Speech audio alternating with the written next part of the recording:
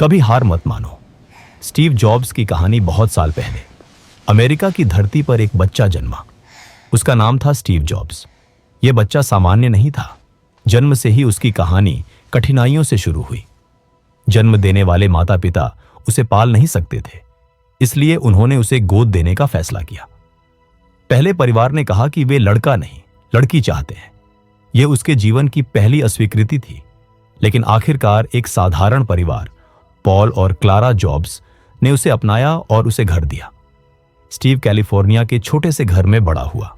वह जिज्ञासु था, सवाल पूछता था, मशीनों और डिजाइन से खेलता था, लेकिन स्कूल में वह फिट नहीं बैठा। उसे कक्षा उबाऊ लगती थी। किताबों से ज्यादा उसे सर्किट बोर्ड और तारों में मजा आता था। वह अलग था, लेकिन अपने सपनों में डूबा रहता। जैसे ही वह बड़ा हुआ, उसके भीतर एक आग जलती रही। कंप्यूटर दुनिया बदल सकते हैं।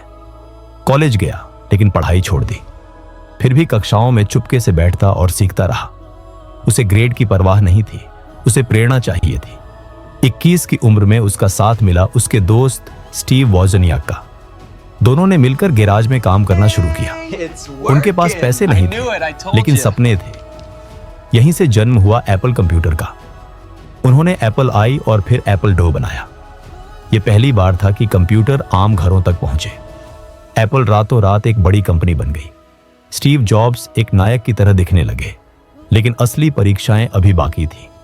एप्पल में धीरे धीरे मतभेद बढ़ने लगे। स्टीव का स्वभाव कठिन था। वह परफेक्शन चाहता था। 1984 में उसने मैकिन्टॉश लॉन्च किया, लेकिन एप्पल का सीईओ जॉन स्कली और बोर्ड उससे टकराने लगे। स्टीव नवाचार चाहता था, वे लाभ चाहते थे। और फिर वह दिन आया। स्टीव को उसकी अपनी कंपनी से निकाल दिया गया। सोचिए, आपने जिस बच्चे को जन्म दिया हो वही आपको बाहर कर दे। सिर्फ 30 साल की उम्र में स्टीव खाली हाथ खड़ा था। उसके सपने छिन गए थे। दुनिया उसे हारने वाला कह रही थी। यह उसकी सबसे बड़ी हार थी, लेकिन नायक की असली पहचान संकट में होती है। स्टीव ने हार नहीं मानी। उसने नई कंपनी शुरू की, नेक्स्ट। वह वाणिज्यिक रूप से बड़ी सफलता नहीं थी, लेकिन उसका सॉफ्टवेयर आगे चलकर एप्पल की नींव बना। फिर उसने एक छोटी सी एनिमेशन कंपनी खरीदी, पिक्सार। किसे पता था कि यह कंपनी दुनिया को टॉय स्टोरी, फाइंडिंग नीमो, यूपी जैसी फिल्में देगी और एनिमेशन की परिभाषा बदल देगी। स्टीव ने साबित किया, गिरने के बाद उठना ही असली जीत है। उधर एप्पल बर्बादी की कगार पर था। 1997 में एप्पल ने नेक्स्ट को खरीद लिया और स्टीव को वापस बुला लिया। लेकिन यह वही पुराना स्टीव नहीं था। यह एक बदला हुआ, परिपक्व और दृढ़ स्टीव था। उसने एप्पल को सरल बनाया। आईमैक, आईपॉड, आईफोन, आईपैड, एक एक प्रोडक्ट ने दुनिया बदल दी। 2003 में उसे पता चला कि उसे कैंसर है। जीवन ने फिर एक कठिन चुनौती दी, लेकिन स्टीव ने आखिरी सांस तक अपने काम, अपने सपनों और अपने विश्वास को नहीं छोड़ा। 2011 में वह दुनिया से चला गया, लेकिन अपने पीछे एक विरासत छोड़ गया।